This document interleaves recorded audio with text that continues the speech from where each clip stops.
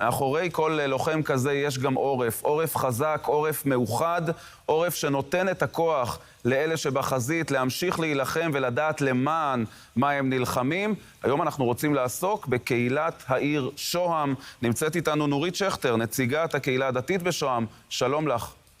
שלום, שלום. נורית, העיר שוהם מגוונת מאוד, באמת אוכלוסייה מכל הזרמים, מכל המינים.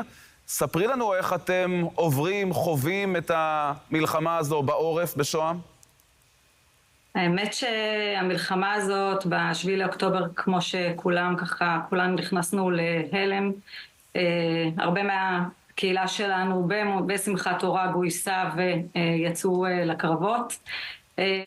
אנחנו התחלנו בפעילות הנוער שלנו, האמת, הנוער המקסים שלנו, שזה למשל נתאל סתיו ואיתי פרלמן, יזמו חמ"ל שסחף אחריהם את כל צוות נחשון של בני עקיבא והצוותים הבוגרים של בני עקיבא, ויחד איתם את כל הקהילה. הנה אנחנו רואים את זה פה בתמונות, ואספו ציוד במיליונים ממש, שהגיעו לבסיסים בכל רחבי הארץ.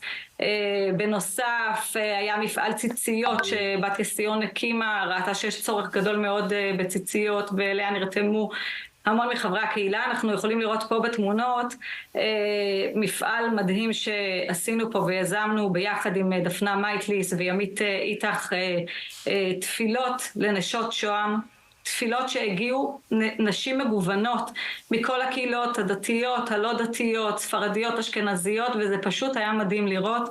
ביניהם גם דודותיה של מי השם שהייתה חטופה, והתפללנו ממש להחזרתה.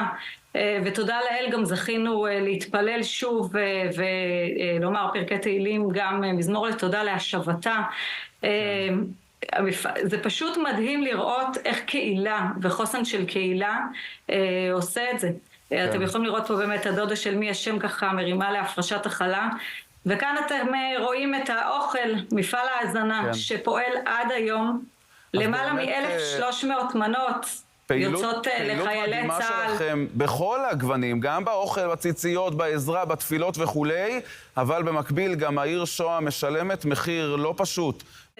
6 מתושבי שוהם מחיילינו נהרגו בקרבות, שביניהם 3 מבני הקהילה הדתית.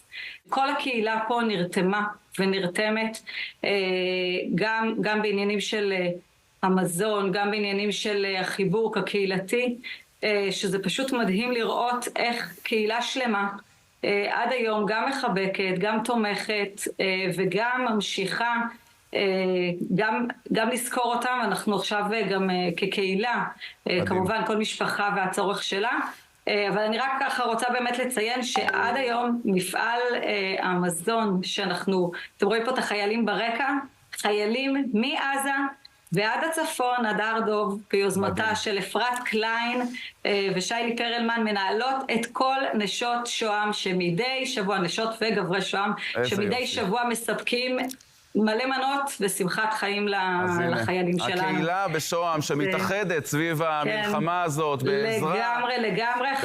זה לא רק ככה, אבל זה מדהים לראות. כן. תודה רבה. נורית שכטר, נציגת הקהילה הדתית בשוהם, תודה רבה לך על הדבר היפה הזה.